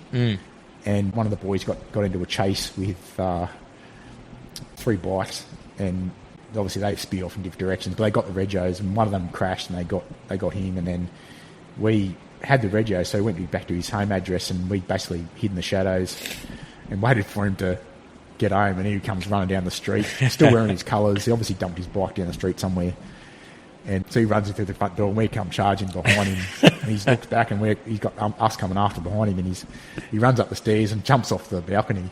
Oh shit! And then his house backed onto like the railway. Yeah, he gets stuck in the barbed wire behind his house, and he's stuck there. He's caught up, and he was like, "If I got to come down there, I'm gonna fucking drill you." He's like, "Oh, I'm coming out." Well, don't fucking move. Went downstairs and dragged him out in his colours in front of all the houses in Medford. But sometimes you think, mate, you wonder why they run. You end up doing yourself a mischief, mate. They're just so confident back then. Like, no one was really doing anything about them. And then, as a consequence, that same night, once we'd, I think, finished the paperwork in regard to the pursuit stuff, we went and raided the clubhouse. So because that's what people remember from the news, like Strike Force Raptor, dismantling clubhouses. And I spoke to Deb about it, and using, old, like, some good legislations and some crime, like some acts of one of the acts of, like Restricted Premises Act. Restricted premises, like having weapons on, not having alcohol, like not having a liquor license and all those sort of things. So, and was it rampant up here? Like when you were in Raptor North, was that like were the bikies running, like they were running riot up here, or? Yeah, that was. I guess it just wasn't. The police culture back then wasn't to go after the bikies. Like, I think even in GDs, there was definitely back then a lot of ignorance about what gangs were getting up to. There was always they're not doing anything, and it's just like, well, they are. It's just you're not seeing it. But they definitely thought they were a bit of a law amongst themselves. But look, to be honest, easy targets. Like, once they knew that we weren't going to piss around with them, they were very easy to. Yeah. Like, they aren't like houses where they'll fight tooth and nail, like or get into that many chases. Like, you get the old one that does, but very rarely. Like, it's not like they've always got something to lose. So they're very generally, as long as your communication skills are good and you can, it's very easy work. But it is fun raiding clubhouses and knocking in the doors, and it's good fun. Is it hard? Not really. Yeah. Well, and we're going to get into now because you were part of Raptor North, but then in 2019, this is when you actually go full time with Raptor, and when you get to Raptor and you get to a specialist squad, is the attitude different amongst the men like that are there, and like, I mean, fitness wise, attitude of like, where like yes, and you and I have spoken off air, and you said, general duties is the meat that meets the road or what? That saying of they're at the coalface. Yeah. Even though you're in a specialist squad, it's a different mindset, isn't it? Yeah. Look, it was everyone there very, very super motivated, very keen, and it was just 100 mile an hour work. The work was easy, but we did a lot of hours, like a lot of hours and a lot of crazy start times. Getting up, waking up at 2 a.m. and going to work and getting ready for a job somewhere. Just ridiculous start times and just long hours, and that was normal. Everyone had a lot of energy. The blokes are super fit, super keen, and just wanted to get bikies back then. It was a period of time where the re-engineering had just happened, and there was a lot of different ideas about different things, and different people wanted different things out of certain things, and so there was a lot of politics going on, and it put a lot of stress on the guys who just wanted to rip in. So, the boys got pulled from pillar to post, but you could not have met a more motivated bunch of people. It was. Yeah, GDs 100% are where the metal meets the meat. There's no doubt about that, and it's the hardest job in the cops. But those young blokes at Raptor, they certainly didn't always get it right, but they, myself included, made plenty of mistakes in my career, but their motivation was just like nothing you'd seen. Yeah. And it's a good thing that you mentioned, the GDs, because,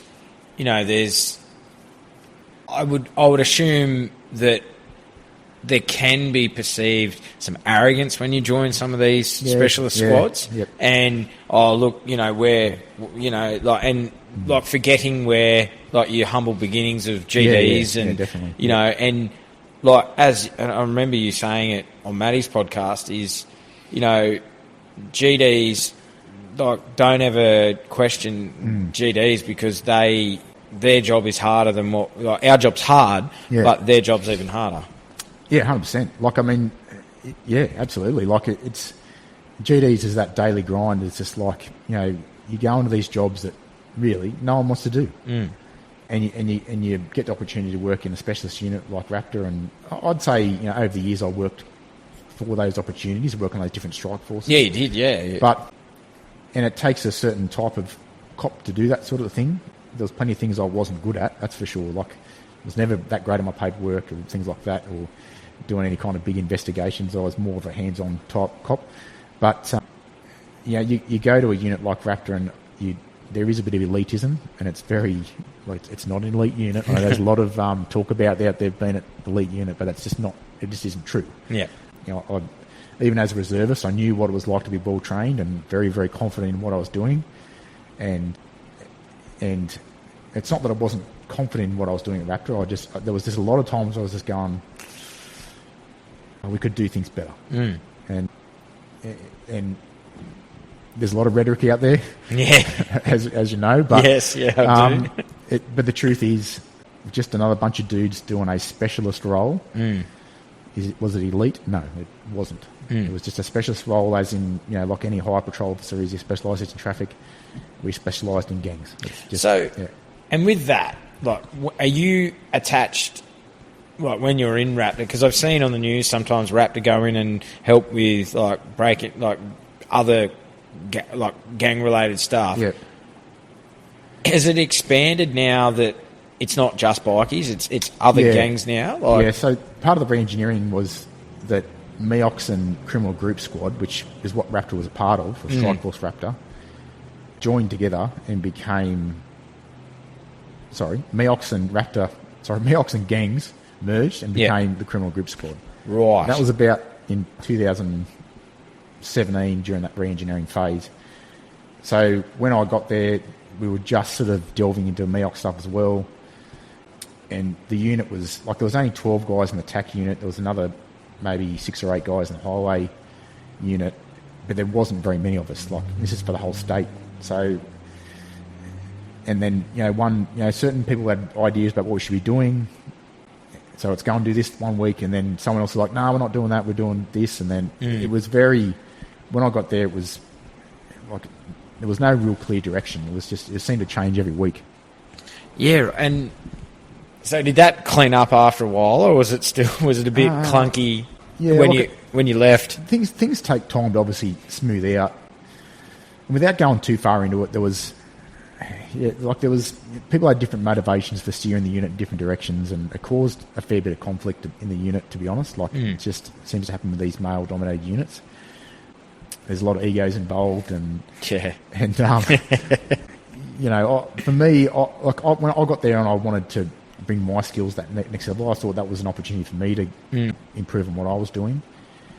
And because this is where you take leadership roles too, isn't it? Like you're starting to take these leadership. Yeah. When I got there, the guys are very junior compared to me. So most guys there are maybe 3-4 years in the job, maybe a few senior connies, and I'd already done, I don't know, 11 or 12 years at that stage or something. So, but there was this sort of attitude, you got to prove yourself, and just like, no, I don't. I've been doing this twice as long. I don't have to prove myself. Yeah, that's right. And calm down, young fella. Yeah.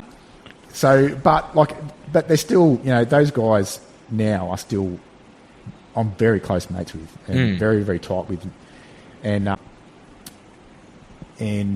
it was very political. A lot of stuff going on. Obviously, Raptor had that reputation about it, and I think a lot of bosses wanted to put their names on it, and that caused a lot of politics, and it took its toll on the guys a lot.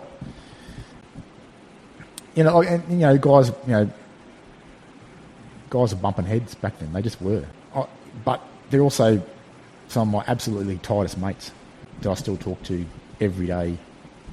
Yeah. So, but yeah, like I said, everyone was super keen. There was just a lot of political stuff going on, and it made operating quite hard.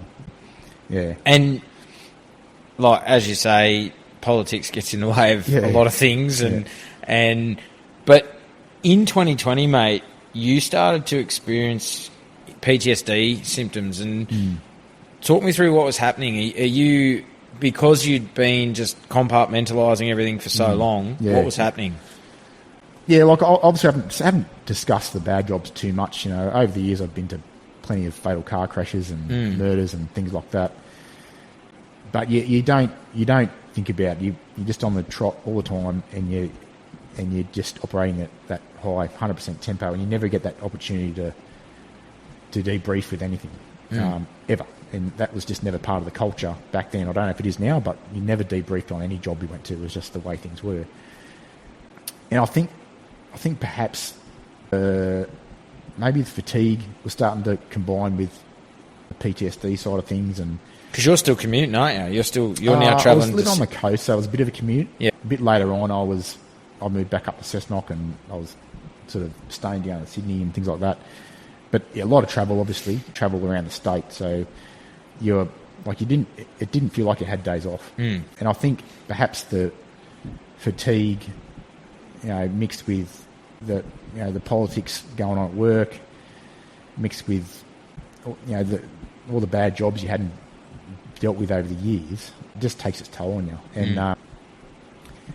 And myself and the other guys who'd been there for a while, just the new bosses just wanted to parachute in their friends, and they obviously didn't want a bar of us. They just wanted to have their bunch of cronies, really, and they did what they could to sort of push us out of the unit in the end.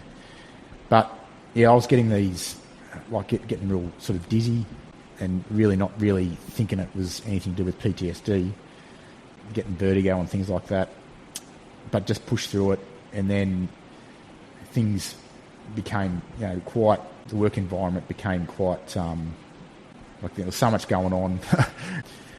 It was just the politics, the people they were promoting, the gang wars that were going on, the expectations from the boys, the fact that it was quite clear that the bosses didn't really care about who was actually getting shot, and it was just, they just wanted this perception that the Raptor was doing something. They wanted a name on everything. They wanted to be on TV with everything that had nothing really to do with solving the problem.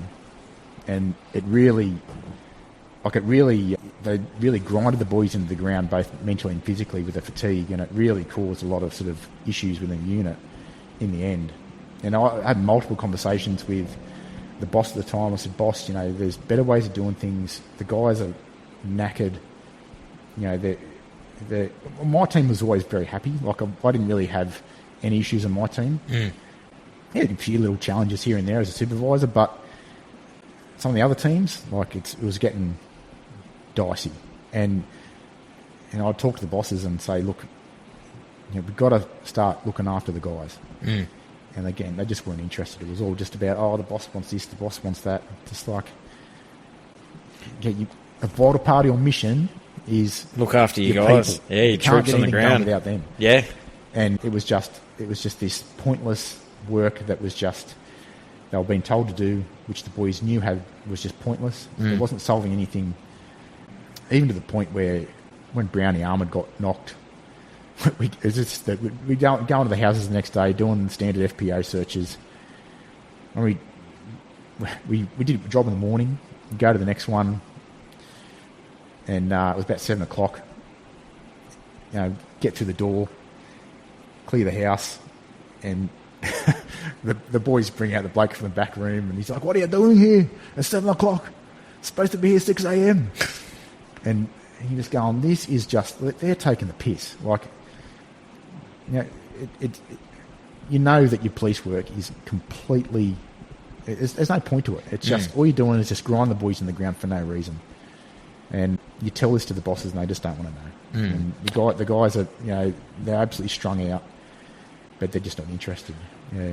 And at that point too, like you're experiencing, you're getting the backlash from higher up. Yeah. And are you realising that, oh shit, like you've got the vertigo, you've got these.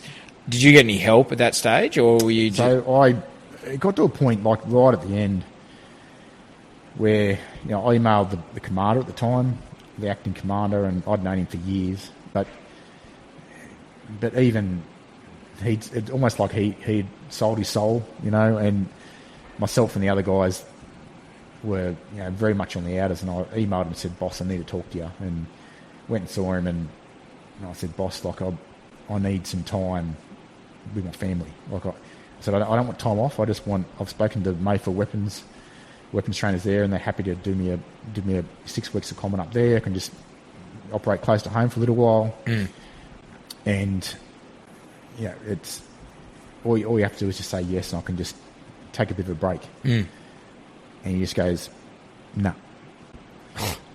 And mate, it was probably, and it was quite obvious that myself. We sort of joked that Nico's a bit of a ringleader, but a lot of the guys, a lot of guys in the unit confided with me. They trusted me. I'd been their team leader for a long time, but the bosses didn't like me, and I always had the attitude where I was that buffer between the bosses and the boys. So you're the meat in the sandwich, pretty much. Yeah. And I was always happy to do that. I was always happy to make sure they weren't getting told to do the wrong thing. I remember one of the guys ringing me one night and saying, "Oh, the commander told me that I'm not allowed to write tickets. I've got to arrest everyone." And so I said, "Mate, he can't tell you to do that. Like, what he's telling you to do is illegal. If you you're not justified in arresting someone, you can't do it. If there's any issues, just tell him to speak to me. I'll make it my problem." But the bosses would never speak to me, and they'd target the younger. They'd just bypass me and go straight to them, and I'd speak to the bosses, say, "Look, what you're doing and telling the boys to do is illegal." And I'm the team leader, for Christ's sake. Yes, if you got a problem with my boys, you come and speak to me. I'm their team leader. So and I said, I'm the one who's telling them to, there's nothing they can really do about it because they know in the end I'm right. 100%. So, but what they do is they obviously isolate you from the other team sergeants. Because you're acting sergeant at this point? Yeah, right. So, there's the sergeants' meetings I was involved in, I'd happily tell them what I thought about what we were doing. But they, at that stage, they're already parachuted in sergeants from other places who was, bum chums with the boss and things like that. And, if I didn't think that what we were doing was effective, like they used just like, just silly things like, the boys get, just really dumb things. I bring up issues like why, if we're doing armed and dangerous vehicle stops, why are you telling the boys not to put their helmets on? Why would you be telling them that? Why would you not be getting them to wear every single bit of ballistic kit they've got for their safety? Why are you telling them to do that? Yeah, because you're asking for trouble then. If if something goes wrong, it's just these junior constables might just go, yeah, okay, no worries. Okay, if the crook's got guns, you put your ballistic helmet on. You've got 100%. it. You use it. It's not rocket science. No. So I'd front the other sergeant and say, look, this is silly.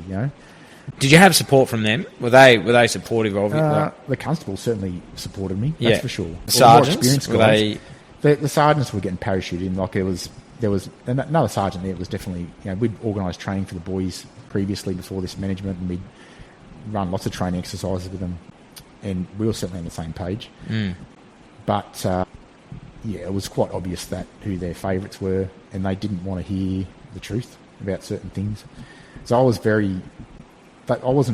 certainly wasn't very well liked by that sort of middle management, although they needed me really. Like it's just, and I was very thorough with what I was doing. Every time I put a set of orders together, very thorough.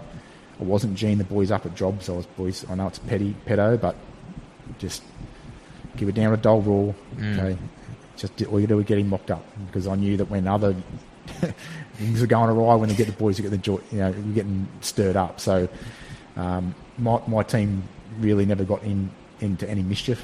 Fortunately, they were happy. They did their job, and we always were working on getting better at different things.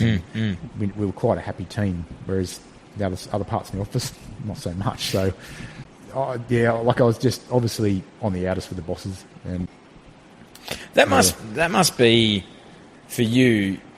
That's a shit feeling, because you've given so much to this, and you were good at your job, mate. And there's nothing worse, and I know it from when I was working in the RFS, that I did exactly the same thing as you. I was the meat in the sandwich, and eventually I just had to go, because I just couldn't handle being there anymore, because I was just like, I'm not respected. This is like, and there's only so much that you can, bash your head against a brick wall, and then you've got to go. And how are you?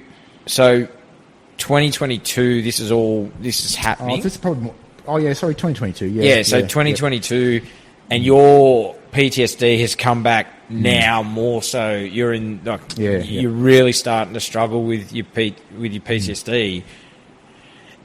Did you at that point put your hand up and say, "Hey, I need help. I'm in trouble," or what was happening? Yeah, that's when I emailed the boss and I said to him, "I just need some time away from the office." And he said no. He just said no. So, that was that. But it wasn't really until like I said, I was very every opportunity I was taking the boys down to the basement to do armed dangerous vehicle stop training, all this different training we were doing. So I think really I very much had the backing of the constables, but the bosses just hated me, because if they told me to do something that wasn't legal, they got to the point they wouldn't bother asking me, or they would just get a different team to do the dodgy stuff. So far out. Which, look, that's not my problem. My team was quite happy and never had any issues. But it was just this build up of, and then finally, and I think I've been commuting back and forth for about 4 years at that point. Finally, some jobs up close to home finally popped up, and I was already at my wit's end. They dodged up the promotion system, so basically I had no chance of getting a permanent gig as a sergeant, even though I'd been doing it for 12 months. Another guy had been relieved for 3 years. Same thing, no chance. There just wasn't in the crew. Wasn't in that little clique. And we had the happiest teams there, without a doubt. But when the jobs finally came close to home, I applied. Been supervising 12 months and done this for years on end. Used my qualifications, and just basically get told no, with no explanation. I fronted the boss about it. He wouldn't, he wouldn't give me an answer. There was no logical answer about it. It was just dribble. there was no reason. There was no formal reason to. There was no reason put on my application. Because normally you actually, part of your report application process, they've got to actually explain why they're taking certain action. They never did that. It was just, obviously, it was just this cronyism. There was nothing more than that. They didn't want me in the unit anymore, or that particular management. Certainly, management prior to that were very happy. Like the management prior to that were very encouraging, especially with what myself and some of the other guys were doing in terms of training and professionalism in the unit. They were very encouraging about what we were doing. But when they parachute in the new bosses and they want a different agenda, suddenly you're the enemy. And And at that point, do you feel like, well, I've given my all to this unit. Yeah. I'm just a fucking number. Is that going through your head at that stage of how you were treated by the bosses? Not so much a number, but it was just clear that I was just grinding their gears. If they were doing something dodgy, I'd front them about it. And look, I was 15 years in the job. As far as I didn't get promoted, but as far as I'm concerned, I didn't have anything to lose. I was just a crusty senior constable and just didn't care anymore. Like if someone was doing something dodgy, I'd just call it out. But that obviously gets you offside, and I knew I still could see where things were going. I wouldn't say it was a surprise, but it's just so unethical. Like it's just such unethical behaviour. It's supposed to be the police force, and it's supposed to be ethical. It's not. Yeah. And it just drove me to the point where when they told me I wasn't getting job close to home, I just clicked it. I was just done. And in that time too, mate, you were diagnosed with adjustment disorder. Yeah, initially adjustment disorder. So that was probably more to do with like the work-related conflicts and stuff. And then it's when you go home and you try and get things sorted out fairly through the police association. The police association, as you find out, they're just in bed with them, so they don't support you at all. Yeah. So that was a massive kick in the guts, knowing that I had, I'd done the right thing. I knew I did. I'd done the right thing, and when you present all the evidence to them clearly and factually that they can't dispute, they still won't help you. So I pulled my association funding pretty quickly, and that time when you got the boys still 100%, 110% support, but management who refused to actually take accountability for their actions was the most. It was just gut wrenching. Watching them do the wrong thing and not having just no way of being able to get any fairness done about it. And and then on top of that, you've got all these jobs you've been to over the years. You're starting to think about them because you've got all this time while you're off to think about it. That accumulates. And Molly was born, which... How was that? That would have changed it. Awesome. But also, it also changes your perspective as well. And I went back to work, like a desk role at Cessnock for a while. They were happy to have me back there. I worked there before. They were happy to have me back. And so, went to the PMO, which is the police medical officer, and went to get signed off for work. I just told him what he wanted to hear to get back to work. And I think technically he signed me off, but I went back home and I was just done. I just had enough. Burnt out. Absolutely done. Yeah. And, these jobs I've gone to over the years, car crashes and things and murders and stuff, I was just thinking about too often. And, went back to the doctor and was diagnosed with PTSD. I think that had I'd been treated more fairly with the cops, I'd probably still be working for them, I think, ultimately, because it's that sitting around doing nothing for months on end, trying to get over other things, and then you've got this stuff piling up again because you're not at work. It just ends up with this situation where you're just done. And you've you say that if you hadn't have been treated so shit, you probably would have still been there.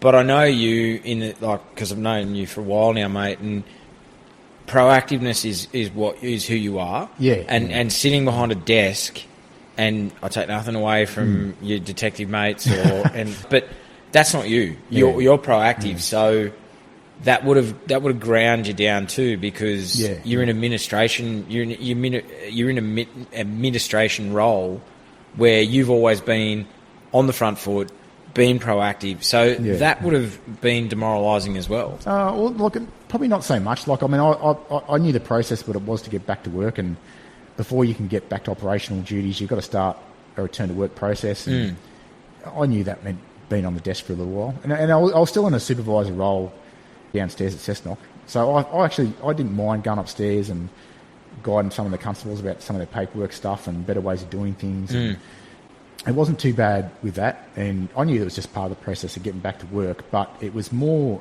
for me, like the worst part was more the fact that you think you've lost your identity once you realise that you're done. You think you've lost your identity, like you've done nothing but policing for the last 16 years, or army stuff. You can't really do either anymore, and you're like, well, you feel like you lost your identity. I think that's where the depression sets in. I think that's where probably most veterans and first responders struggle with. Maybe it's probably the hardest part about the PTSD is the depression side, because you think you've lost everything. You don't know where to go. Like, you've got all these experience and skills, and the organisation you've given absolutely everything to over the last 15 years doesn't care. And you're like, well, you don't know what to do. Like, I mean, they've shot themselves in the foot now, because they've lost a quarter of their staff. And well, what were we saying, mate? That there's 4,000 vacancies or something at the moment. 4,500. 4,500 vacancies. Yeah, and God forbid they would actually self-reflect and say, hang on, maybe we're actually the problem. Unfortunately, that they take it out on people like the constables who have now lost their TPD, and rather than actually fixing the problem.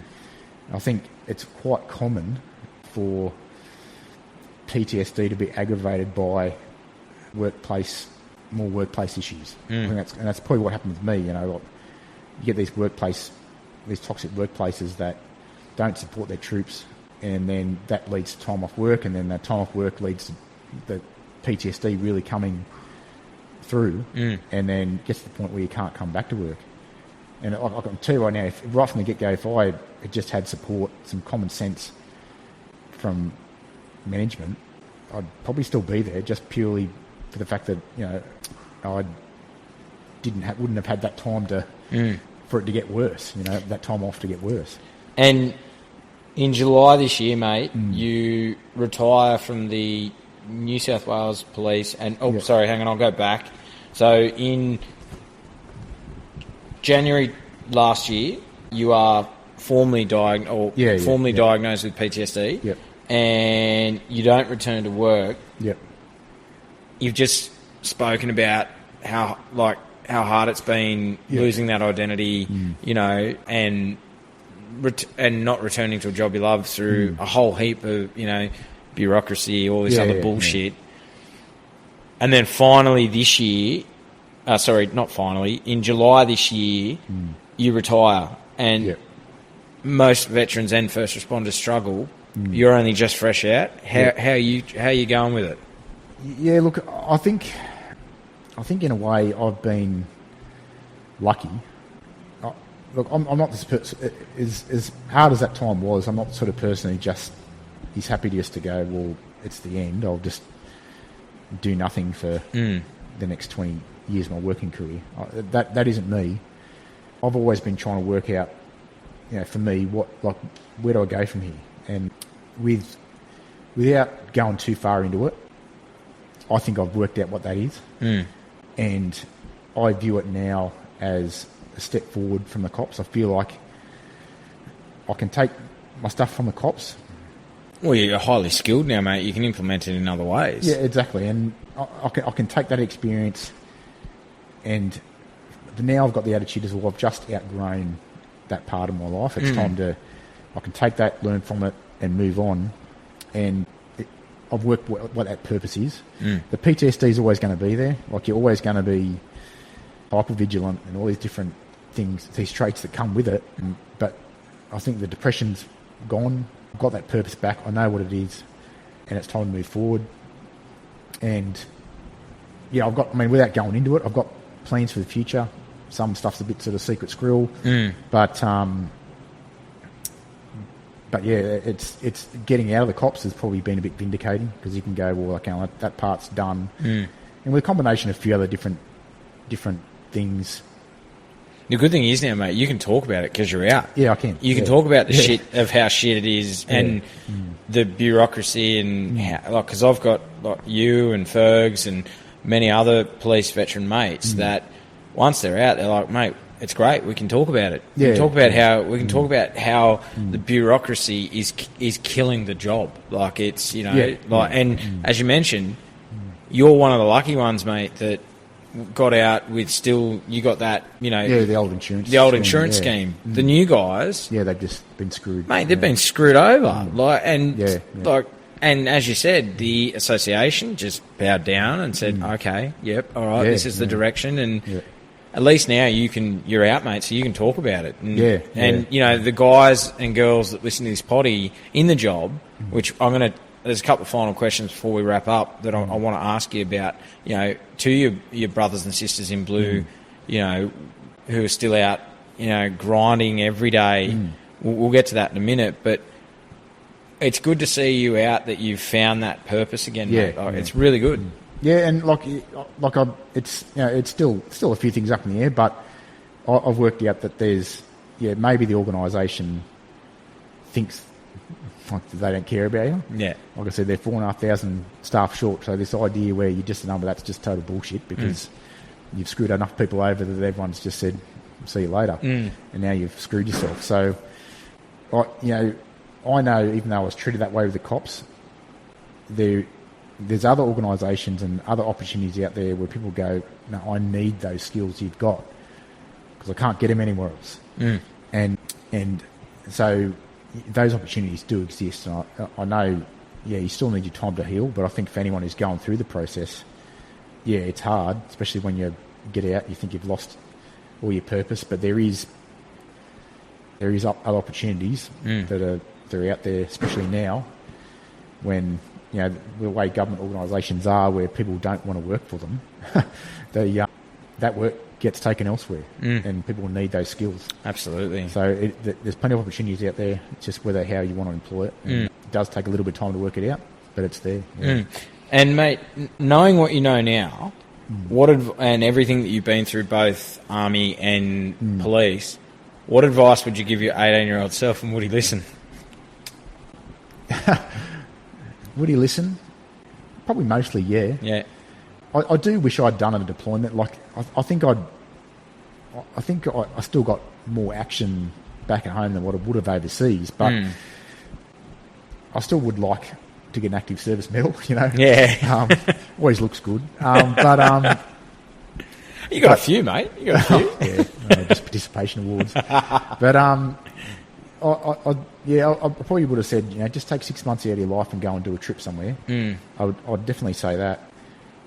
I would probably. It's hard to know, because when you're only young, you think you don't think the same way, and it wasn't until I really got later on in my career I really started to really learn a lot. I think that's when and that's one thing I'm proud about in my career, is I really started to learn more and more and more, and was more willing to learn the longer I stayed in the career. Like, I knew, it became more clear to me. I said, hang on, I've got to cut the ego bullshit. It's time to take in as much as you can. And so, you know, it's and find different ways of learning. And, you know, one of the things I did in the cops was training. So whether it was weapons training, driver training, things like that. It was always trying to work out how to be better at that, and or trying to work out better ways of doing things as a team leader, or as just an operative, or things like, and just learning. Whereas, as opposed to, this is the way we do it, which is classic cops, and which is why, you know, things that they don't adapt.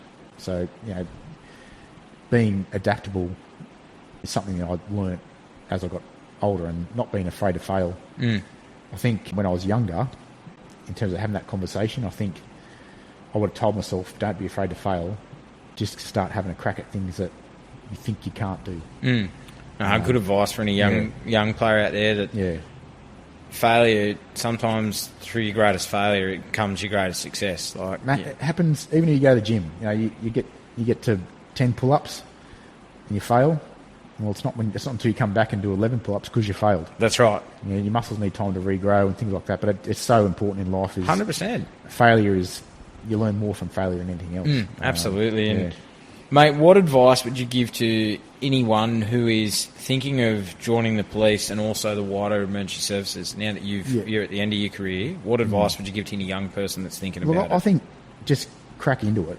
I get a lot of messages on social media because I run that page, and I get a lot of messages about people saying, I heard the cops is bad, and it's like, and they're like, oh, should I join? It's just like, yes, you should, because at that age, you've got so much to learn that you're so busy, you don't have time for the bureaucracy. You just get your fact sheets together and learn how to shoot a pistol first, and 15 years down the track, you can worry about that sort of stuff, So I would just say, look, just put your application in. I'll tell you what, it can only get better from here. Yeah. That's for sure. That's it, mate. And, mate, in your opinion, what more needs to be done to support first responders, particularly in addressing the trauma that we all face on a day-to-day basis? Look, I think I don't really have the answer in terms of how to employ it, but any supervisor, any team leader needs to just have, the self-reflection is the biggest thing. You've got to actually have a good hard look at yourself and say, hang on, am I really doing the right thing? And am I even if your mission is just to achieve the mission, the most important part is the people to do it for you. You cannot get it done without them. And it just proves, they're 4,500 staff short, and it just shows that they aren't getting the mission anymore because they don't have the staff. They might say, oh, you're just a number. Just like, well, it's not how it works. You've just proven that that's the case. Put your people first. Make them the priority. They will work for you, and they will do their absolute best for you if they feel like they're doing something meaningful. No, that's... Mate, let's hope that, there's a veteran yesterday about he couldn't believe that first responders like us have no white card for go and see the psych or go and see the physio or anything. He's like, when are the state governments going to, get their act together? And I mean, mate, just having that support would, we all know as first responders, we know we're going to face trauma. We know that. We know when we sign up for the job. But it'd be nice to have a little bit of help at the other end when you finish your time, that, because yourself, mate. If you're not working or finances are tight, what's the first thing that goes? Usually, it's I'll stop going to the site because I got to pay $250 and then the gym I'll let that go, and then it's not but if you had that support, it would be. I think it'd help solve some of the issues that are currently there for first responders.